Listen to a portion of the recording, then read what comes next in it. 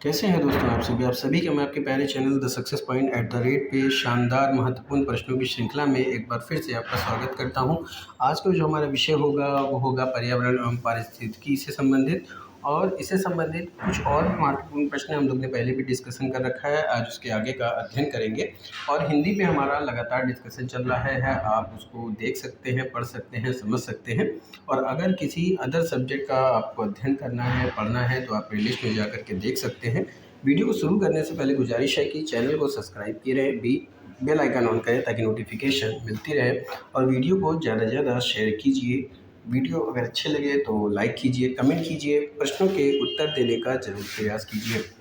जब आप ज़्यादा से ज़्यादा प्रश्नों को लगाने का प्रयास करेंगे तो उससे आपके क्वेश्चन ज़्यादा तैयार होंगे। और टाइम मैनेजमेंट लेके चलिए कि कितने समय में आप कितने प्रश्नों को हल कर सकते हैं। जब आपकी आदत हो जाएगी तो आप कम समय में ज़्यादा प्रश्नों को करने के लायक हो जाएंगे। एग्ज़ाम हॉल में आप कम समय में सभी प्रश्नों को पढ़ पाएंगे, सभी प्रश्नों का उत्तर हल कर पाएंगे।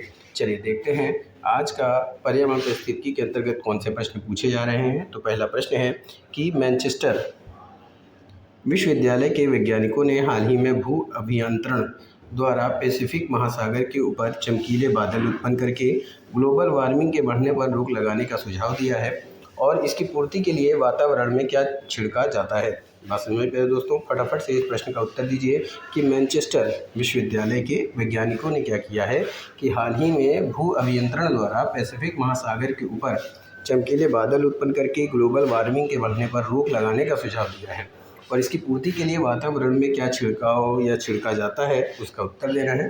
तो आपके ऑप्शन है सिल्वर लवण, लोहे के चूर्ण, समुद्री जल या फिर जिप्सम। तो फटाफट से प्रश्न का उत्तर देखते हुए, ऑप्शन देखते हुए उत्तर का चयन कीजिए कि वातावरण में क्या छिड़का जाता है जिससे ग्लोबल वार्मिंग के बढ़ने को रोका जा सके।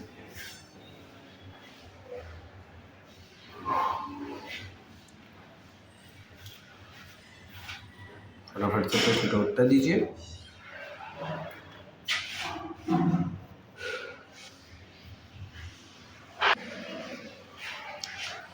दोस्तों हर सब्जेक्ट की अलग प्लेलिस्ट बनाई गई है, आप प्लेलिस्ट में जाकर के देख सकते हैं। अगर आप ऑनलाइन प्रश्नों को देखना चाहते हैं या किसी अदर सब्जेक्ट को देखना चाहते हैं तो आप सही मंच पे आए हैं, पढ़ सकते हैं, समझ सकते हैं। और प्यारे दोस्तों, अगर आप यूपीएससी की तैयारी करते हैं या बीपीएससी की तैयारी करते हैं या किसी अदर कॉम्पिटिटिव एग्ज़ाम की तैयारी करते हैं तो उन सभी में पर्यावरण और पारिस्थितिकी से संबंधित प्रश्न पूछे जाते हैं। तो आप इस वीडियो को पढ़कर काफ़ी प्रश्नों को देख सकते हैं, पढ़ सकते हैं, और काफ़ी प्रश्न आपके तैयार हो जाएंगे जिससे आप अपना एग्ज़ाम क्रैक कर सकते हैं। ठीक है, चलिए। तो मैनचेस्टर विश्वविद्यालय के वैज्ञानिकों ने क्या किया था कि हाल ही में भू अभियंत्रण के द्वारा पैसिफिक महासागर के ऊपर चमकीले बादल उत्पन्न करके ग्लोबल वार्मिंग के बढ़ने पर रोक लगाने का सुझाव दिया था, और इसकी पूर्ति के लिए वातावरण में छिड़काव किया जाता है। किसका छिड़काव किया जाता है? तो समुद्री जल। तो ऑप्शन आपका सी राइट हो जाएगा। तो C is the right answer for this question. अगले प्रश्न की तरफ चलते हैं। अगला महत्वपूर्ण प्रश्न क्या है कि सीता नदी वन्य जीव अभयारण्य किस राज्य में स्थित है? इस प्रश्न का भी उत्तर देना है।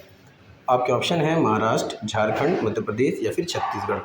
फटाफट से प्रश्न का उत्तर दीजिए कि सीता नदी वन्यजीव अभयारण्य किस राज्य में स्थित है। आपके ऑप्शन है महाराष्ट्र, झारखंड, मध्य प्रदेश, छत्तीसगढ़। फटाफट से प्यारे दोस्तों प्रश्न का उत्तर देने का प्रयास कीजिएगा।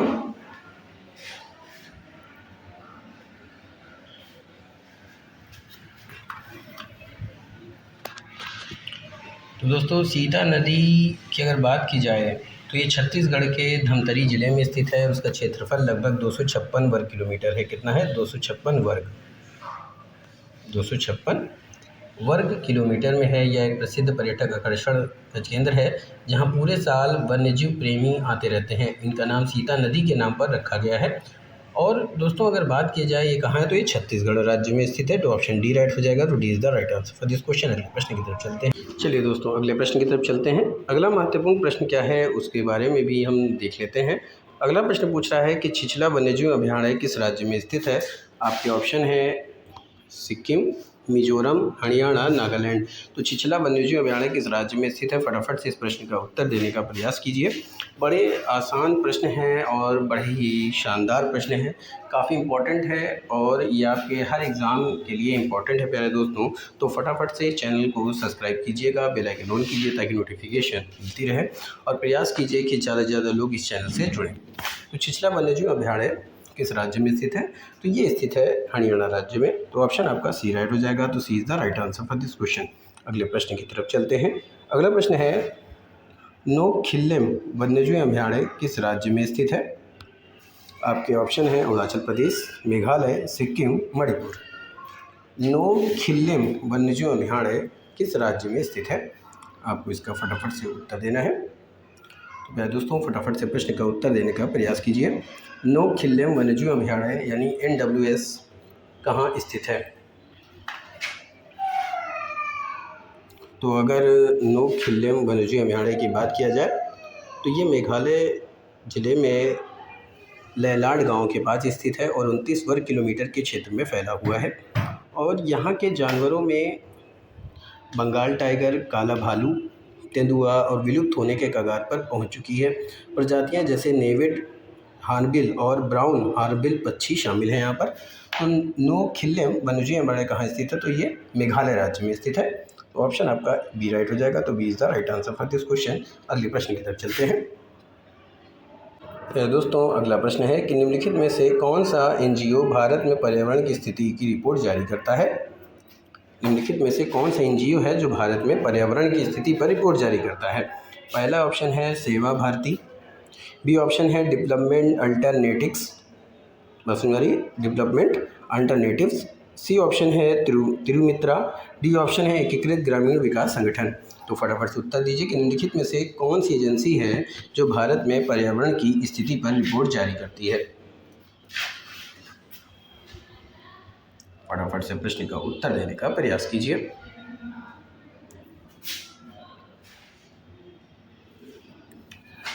तो भाई दोस्तों ऐसी NGO जो भारत में पर्यावरण की स्थिति की रिपोर्ट जारी करती है, तो उस NGO का नाम आपको बताना था।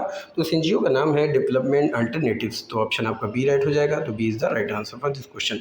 अगला प्रश्न देखते हैं। अगला प्रश्न है पृथ्वी शिखर सम्मेलन का दूसरा नाम क्या है? पहला ऑप्शन है जिनेवा शिखर सम्मेलन, दूसरा है ब्रसीलियस शिखर सम्मेलन, तीसरा है रियो शिखर सम्मेलन और डी ऑप्शन है विश्व शिखर सम्मेलन। तो पृथ्वी शिखर सम्मेलन का दूसरा नाम क्या है प्यारे दोस्तों? फटाफट से इस प्रश्न का उत्तर देने का प्रयास कीजिए।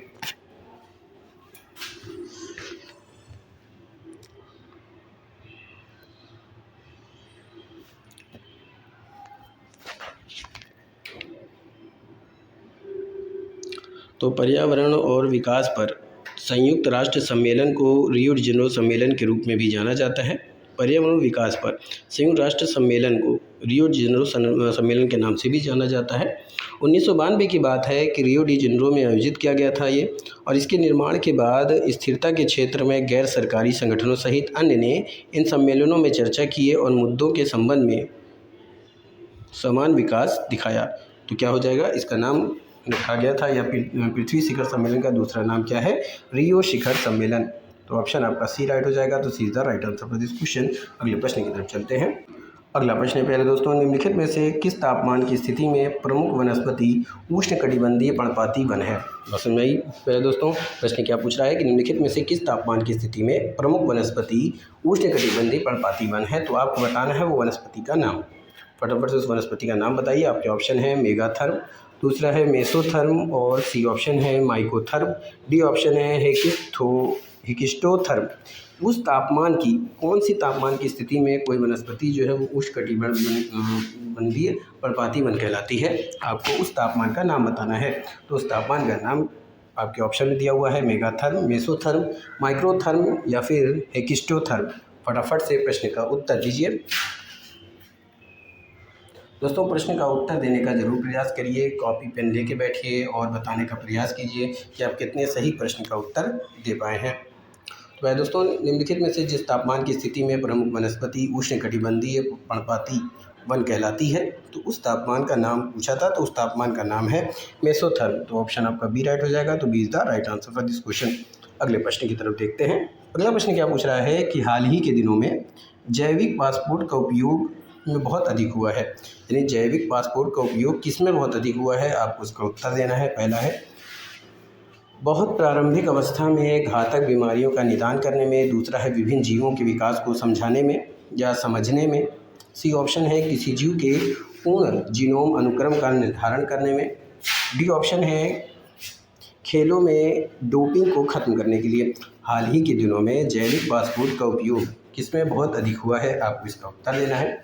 फटाफट से प्रश्न का उत्तर देने का प्रयास कीजिए। काफ़ी इंपॉर्टेंट प्रश्न है ये, यूपीएससी, यूपीपीएससी, एसएससी, यहाँ तक कि यूपी यानी कि अधीनस्थ सेवा चयन आयोग के जो लोअर पीसीएस के जो एग्ज़ाम होते हैं उसके लिए भी काफ़ी इंपॉर्टेंट है। तो फटाफट से प्रश्न का उत्तर देने का प्रयास कीजिए कि हाल ही के दिनों में जैविक पासपोर्ट का उपयोग में बहुत अधिक हुआ है, किस काम में बहुत अधिक हुआ है। पहला है बहुत प्रारंभिक अवस्था में घातक बीमारियों के निदान करने में, विभिन्न जीवों के विकास को समझने में, किसी जीव के पूर्ण जीनोम अनुक्रम का निर्धारण करने में, खेलों में डोपिंग को खत्म करने में।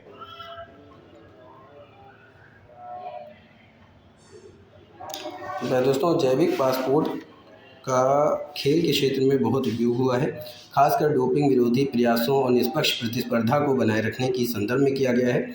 जैविक पासपोर्ट एक परिष्कृत और व्यापक निगरानी प्रणाली है जो समय के साथ एथलीटों के शारीरिक मापदंडों और बायो मार्करों को ट्रैक करती है, मापदंडों को मापती है। इसका उपयोग मुख्य रूप से खेलों में प्रदर्शन बढ़ाने वाली दवाओं और डोपिंग प्रथाओं को पता लगाने के लिए किया जाता है। तो ऑप्शन आपका कौन सा हो जाएगा, डी, यानी खेलों में डोपिंग को समाप्त करने के लिए। तो डी ऑप्शन राइट हो जाएगा। तो D is the right answer for this question. अगले प्रश्न की तरफ चलते हैं। ये रहा है दोस्तों अगला महत्वपूर्ण प्रश्न कि निम्नलिखित में से कौन सा प्रदूषक स्मॉग में सबसे अधिक मात्रा में पाया जाता है।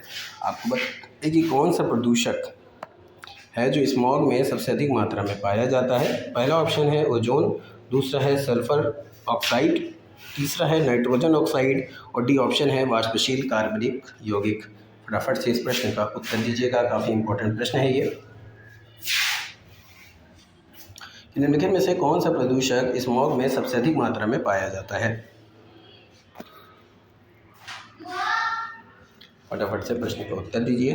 तो प्यारे दोस्तों प्रदूषक स्मॉग में जो सबसे अधिक पाया जाता है, जो प्रदूषक स्मॉग में वो कौन सा है, तो वो कौन सा है आपको इसका उत्तर देना है। तो वो है प्यारे दोस्तों ओजोन। ऑप्शन आपका ए राइट हो जाएगा। तो A is the right answer for this question. अगले प्रश्न की तरफ देखते हैं।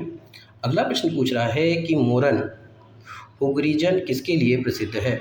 ये प्रश्न काफ़ी इंपॉर्टेंट है प्यारे दोस्तों, मोस्ट इम्पॉर्टेंट, आप समझ सकते हैं ये प्रश्न मोस्ट इम्पॉर्टेंट है। तो मोरन हुगरीजन किसके लिए प्रसिद्ध है। पहला ऑप्शन है सौर पार्क, बी ऑप्शन है तेल क्षेत्र, सी ऑप्शन है भारत का पहला मेगा फूड पार्क और डी ऑप्शन है जल हवाई अड्डा। तो मोरन हुगरीजन किसके लिए प्रसिद्ध है, आपको इसका उत्तर देना है। फटाफट से प्रश्न का उत्तर दीजिए। तो दोस्तों मोरन हुगरीजन तेल क्षेत्र के लिए प्रसिद्ध है और असम में नाहरकोटिया से लगभग 40 किलोमीटर दूर दक्षिण पश्चिम में स्थित है। मोरन और हुगरीजन क्षेत्र में तेल की खोज 1953 में हुई थी और 1956 में उत्पादन शुरू किया गया था। इसका कब किया गया था, तो इसका उत्पादन शुरू किया गया था पहले दोस्तों 1956 में, याद रखिएगा। मोरन हुगरीजन 1956 में इसकी शुरुआत की गई थी और ये संबंधित है तेल क्षेत्र से। तो ऑप्शन आपका बी राइट हो जाएगा। तो B is the right answer for this question. अगले प्रश्न की तरफ पहले दोस्तों अगला प्रश्न है हरित अर्थव्यवस्था का नेतृत्व किसके द्वारा किया जाता है। प्रश्न काफ़ी अच्छा है कि हरित अर्थव्यवस्था का नेतृत्व किसके द्वारा किया जाता है। पहला ऑप्शन है संयुक्त राष्ट्र पर्यावरण कार्यक्रम, दूसरा अंतर्राष्ट्रीय जल विज्ञान संगठन, सी ऑप्शन है जलवायु परिवर्तन के लिए अंतर सरकारी पैनल और डी ऑप्शन है यूरोपीय संघ। तो हरित अर्थव्यवस्था का नेतृत्व किसके द्वारा किया जाता है, आपको इस प्रश्न का उत्तर देना है।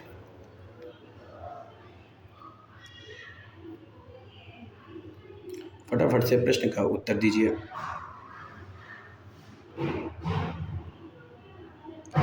हरित अर्थव्यवस्था की बात की जा रही है दोस्तों। हरित अर्थव्यवस्था का नेतृत्व किसके द्वारा किया जाता है।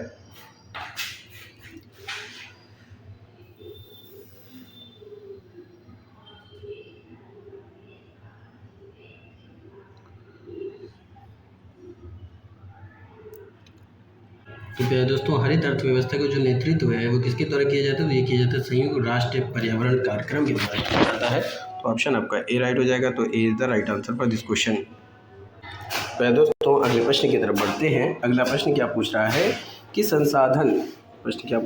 संसाधन प्रबंधन की गतिशीलता में सर्वाधिक महत्व वाले निम्नलिखित शब्दों में से कौन सा ब्रुडलैंड आयोग रिपोर्ट में गढ़ा गया था। बात समझ में आया दोस्तों। सर्वाधिक महत्व वाले निम्नलिखित शब्द यानी ऐसे ये जो शब्द दिए गए हैं इसमें कौन सा शब्द है जो ब्रुडलैंड आयोग रिपोर्ट में गढ़ा गया था। आपको इसका उत्तर देना है। आपके ऑप्शन है प्रदूषक भुगतान सिद्धांत, सतत विकास, समावेशी विकास और वहन क्षमता। तो फटाफट से प्रश्न का उत्तर देने का प्रयास कीजिए कि संसाधन प्रबंधन की गतिशीलता में सर्वाधिक महत्व वाले निम्नलिखित शब्दों में से कौन सा ऐसा शब्द है जो ब्रुडलैंड आयोग द्वारा गठित या उसमें गढ़ा गया था रिपोर्ट में। आपके ऑप्शन है प्रदूषक भुगतान सिद्धांत, सतत विकास, समावेशी विकास या फिर वहन क्षमता। तो इसका जो उत्तर होगा प्यारे दोस्तों वो होगा सतत विकास। तो ऑप्शन बी पे दे रहा है, तो B is the right answer for this question. अगले प्रश्न की तरफ चलते हैं। दोस्तों अगले प्रश्न की तरफ चलते हैं। अगला प्रश्न क्या कह रहा है कि एनोलोटूब्स है ना, एनोलोटूब्स तवारगिंसिस जो हाल ही में खबरों में है निम्नलिखित में से किस बीटल की एक नई प्रजाति है। बात समझे दोस्तों। पहला ऑप्शन है गोबर भृंग, दूसरा है माउंटेन पाइन भृंग, तीसरा है लेडी भृंग और चौथा है नारियल हिस्पिन भृंग। फटाफट से उत्तर दीजिए कि एनोलोटूब्स तवांगेसिस जो हाल ही में खबरों में था निम्नलिखित में से किस बीटल की प्रजाति है। फटाफट से इस प्रश्न का उत्तर देने का प्रयास कीजिएगा प्यारे दोस्तों। बहुत ही महत्वपूर्ण प्रश्नों की श्रृंखला चल रही है। अगर आप ऑनलाइन प्रश्नों को देखना चाहते हैं, किसी MCQ क्वेश्चन को देखना चाहते हैं, किसी सब्जेक्ट का अच्छे से अध्ययन करना चाहते हैं तो आप सही मंच पे आए हैं। फटाफट से प्रश्न का उत्तर दीजिए और चैनल को सब्सक्राइब कीजिए, बेल आइकन ऑन कीजिए ताकि नोटिफिकेशन मिलती रहे।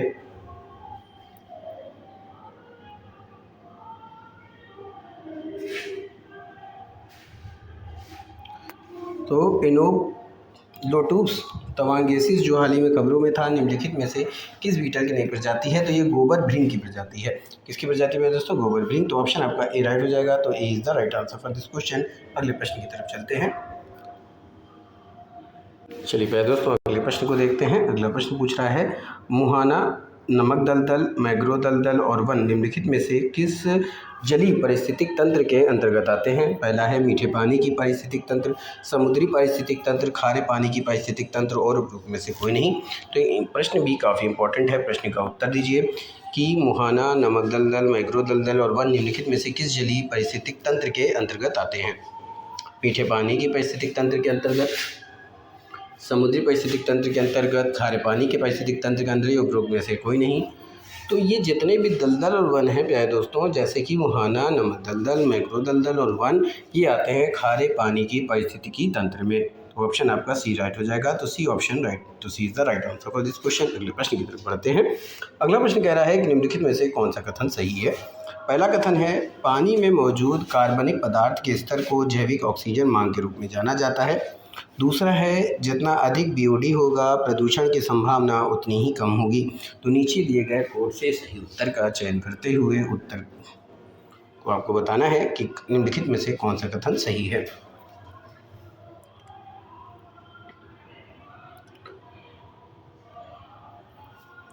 तो दोस्तों पानी में मौजूद कार्बनिक पदार्थ के स्तर को जैविक ऑक्सीजन मान के रूप में जाना जाता है, कथन सही है। जितना अधिक BOD होगा प्रदूषण की संभावना उतनी ही कम होगी। तो ये ऑप्शन क्या हो जाएगा भाई दोस्तों? गलत हो जाएगा, क्योंकि BOD जितना अधिक होगा प्रदूषण की संभावना उतनी अधिक होगी। तो ऑप्शन आपका ए राइट हो जाएगा। केवल पहला ए पे दे रहा है, तो A is the right answer for this question. अगले प्रश्न की तरफ चलते हैं। अगला प्रश्न है कि संकटग्रस्त प्रजातियों की IUCN लाल सूची में पश्चिम चिंपैंजी की स्थिति क्या है। पहला है संकटग्रस्त की स्थिति में है, गंभीर रूप से संकटग्रस्त है या फिर कमज़ोर है। दोस्तों यहाँ पे 2 बार संकटग्रस्त आया है, पर अगर संकटग्रस्त प्रजातियों की IUCN लाल सूची में पश्चिमी चिंपैंजी जो है उसकी स्थिति क्या है, तो वो है गंभीर रूप से संकटग्रस्त है। तो ऑप्शन आपका बी राइट हो जाएगा। तो B is the right answer for this question. अगला प्रश्न देखते हैं। अगला प्रश्न है रेलोवुगेनोन निम्नलिखित में से किस क्षेत्र में स्थानिक है यानी स्थित है। क्या पूछ रहा है? रोलो वेगुएनोन निम्नलिखित में से किस क्षेत्र में स्थानिक है या स्थित है? पहला है उष्णकटिबंधीय पश्चिम अफ्रीका में, दूसरा पूर्वी अफ्रीका में, तीसरा अमेजन वन में और डी ऑप्शन है पश्चिमी घाट में। तो फटाफट से उत्तर दीजिए।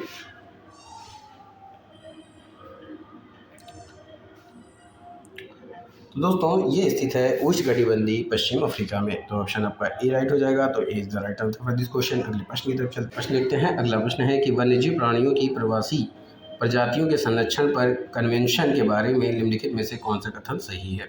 पहला, यह एक अंतर सरकारी संधि है। दूसरा, इसका आयोजन संयुक्त राष्ट्र पर्यावरण कार्यक्रम के तत्वावधान में किया गया है। तीसरा है इसका संबंध वैश्विक स्तर पर वन्यजीवों और आवासों के संरक्षण से संबंधित है। तो इसमें कौन सा कथन सही है? आपको इसका उत्तर देना है। दोस्तों यह एक अंतर सरकारी संधि है, सही है। इसका आयोजन संयुक्त राष्ट्र पर्यावरण कार्यक्रम के तत्वावधान किया गया, ये भी सही है। और इसका संबंध वैश्विक स्तर पर वन्यजीवों और आवासों से रक्षण से है, बिल्कुल सही है। तीनों कथन कौन से ऑप्शन पे दे रहा है? डी पे। तो D option right, D is the right answer for this question. अगले प्रश्न की तरफ चलते हैं। अगला प्रश्न दोस्तों, शीशे के बारे में निम्नलिखित में से कौन सा कथन सही है? पहला है पेट्रोल, डीजल, शीशे की बैटरी, पेंट और हेयर डाई उत्पादों में शीशे का उपयोग किया जाता है। दूसरा है शीशा विशेष रूप से बच्चों को प्रभावित करता है। तीसरा, यह तंत्रिका तंत्र को नुकसान पहुंचा सकता है। और पांचवा, संबंधी समस्याएं पैदा कर सकता है और कुछ मामलों में कैंसर के कारण भी बन सकता है। तो प्यारे दोस्तों, बात किया जाए शीशे के बारे में तो ये तीनों ही कथन क्या हैं? सही हैं। तीनों ही कथन सही है। कौन से ऑप्शन पे दे रहा है? डी पे। तो डी ऑप्शन राइट हो जाएगा, D is the right answer for this question. अगले प्रश्न की तरफ। अगला प्रश्न है कि समुद्र जल वृद्धि से जुड़ी निम्नलिखित घटनाओं को सही कालानुक्रम में व्यवस्थित कीजिए। पहला है जीवाश्म ईंधन का दहन, दूसरा ग्लोबल वार्मिंग, तीसरा समुद्र तल में वृद्धि, चौथा है ग्लेशियरों का पिघलना, ग्रीन हाउस गैसों में वृद्धि। आइए देखते हैं किसको क्रम वाइज हमको दर्शाना है। तो पहला तो जीवाश्म ईंधन का दहन, दूसरा ग्रीन हाउस गैसों में वृद्धि, बहुत समझ पे दोस्तों। उसके बाद ग्लोबल वार्मिंग के बाद आपका आएगा ग्लेशियरों का पिघलना और फिर आएगा समुद्र जल में वृद्धि। तो पहला क्या आएगा? पहला, पांचवा, दूसरा, चौथा और फिर पांचवा। ये कौन सा ऑप्शन पे दे रहा है? सी पे। तो C is the right answer for this question. अगले प्रश्न की तरफ मूव करते हैं। अगला प्रश्न है कि जलवायु परिवर्तन का कृषि और खाद्य सुरक्षा पर क्या प्रभाव पड़ता है? पहला कथन है कि जलवायु परिवर्तन से फसल की पैदावार प्रभावित हो सकती है। दूसरा, समुद्र के बढ़ते स्तर के परिणामस्वरूप तटीय क्षेत्रों में कृषि योग्य भूमि कम हो जाएगी। कौन सा कथन सही है? आपको इसका उत्तर देना है। तो इसमें जो कथन सही हैं वो दोनों ही सही हैं प्यारे दोस्तों। तो पहला, दूसरा सी पे दे रहा है, तो C is the right answer for this question. अगले प्रश्न की तरफ चलते हैं। अगला प्रश्न क्या कह रहा है कि निम्नलिखित में से कौन सा आपदा प्रबंधन का उद्देश्य है? पहला, शमन, पुनर्निर्माण, पुनर्वास। नीचे दिए गए कोड से सही विकल्प का चयन करना है। तो दोस्तों शमन, पुनर्निर्माण और पुनर्वास ये तीनों ही कथन सही हैं। तो पहला, दूसरा, तीसरा डी पे दे रहा है, तो D is the right answer for this question. अगले प्रश्न की तरफ। अगला प्रश्न है कि पर्यावरण अनुपूरक योजना के बारे में निम्नलिखित में से कौन सा कथन सही है? पहला है यह पर्यावरण के लिए लाभकारी परियोजना या गतिविधि को संदर्भित करता है जिसकी कानून द्वारा आवश्यकता नहीं है। दूसरा है पर्यावरण प्रभाव आकलन अधिसूचना 2006 का कथित उल्लंघन करता पर्यावरण मंजूरी की प्रक्रिया के हिस्से के रूप में पर्यावरण के लिए लाभकारी परियोजना शुरू करने के लिए सहमत होता है। तो इसमें से कौन सा कथन सही है? तो इसमें से पहला, दूसरा दोनों कथन सही हैं। तो पहला, दूसरा सी पे दे रहा, तो C is the right answer for this question. अगले प्रश्न की तरफ चलते हैं। अगला प्रश्न है कि निम्नलिखित में से कौन सा जीव है जो कार्बनिक सबस्ट्रेट से हाइड्रोजन या इलेक्ट्रॉन प्राप्त करता है? समझ में दोस्तों, निम्नलिखित में से कौन सा जीव है जो कार्बनिक सबस्ट्रेट से हाइड्रोजन या इलेक्ट्रॉन प्राप्त करता है? आपके ऑप्शन हैं लिथोफाइल्स, ऑर्गेनोट्रोप, मिक्सोट्रोप और उपरोक्त में से कोई नहीं। तो दोस्तों वे जीव जो कार्बनिक सबस्ट्रेट से हाइड्रोजन इलेक्ट्रॉन को प्राप्त करते हैं उन्हें ऑर्गेनोट्रोप्स के रूप में जाना जाता है। कुछ ऑर्गेनोट्रोप्स जैसे कि जानवर और कई बैक्टीरिया हेट्रोट्रोप्स भी हो सकते हैं। तो ऑप्शन आपका ऑर्गेनोट्रोप यानी कि बी ऑप्शन राइट होगा। B is the right answer for this question. अगले प्रश्न की तरफ चलते हैं। हमारे ग्रह के वैश्विक जलवायु परिवर्तन के 5 प्रमुख संकेत कौन से हैं? आपको इसका उत्तर देना है। पहला ऑप्शन है अंटार्कटिक समुद्री बर्फ, ऑक्सीजन, वर्षा, सूखा और समुद्र का स्तर। दूसरा समुद्र स्तर, बढ़ता तापमान, वर्षा, नाइट्रोजन और आर्कटिक समुद्री बर्फ। सी ऑप्शन है आर्कटिक समुद्री बर्फ, कार्बन डाइऑक्साइड, वैश्विक तापमान, समुद्र का स्तर और भूमि बर्फ। पसंद आए दोस्तों। और लास्ट ऑप्शन है उपरोक्त में से कोई नहीं। फटाफट से उत्तर दीजिए।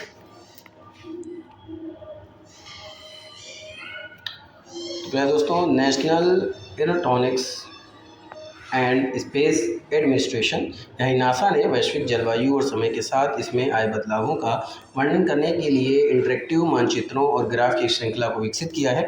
उसमें 5 जलवायु संकेतों को ध्यान में रखा गया है। पहला, कार्बन डाइऑक्साइड की सांद्रता को, वैश्विक सतह का तापमान, आर्कटिक समुद्री बर्फ, भूमि बर्फ और समुद्र का स्तर। तो इस लिहाज से जो आपका उत्तर होगा वो होगा सी ऑप्शन। तो C is the right answer for this question. C is the right answer for this question. मैं दोस्तों फिर मिलेंगे इसी जुनून के साथ, इसी सेम चैनल पे, सेम जुनून और सेम दुआओं के साथ। तब तक के लिए thank you, wish you all the best.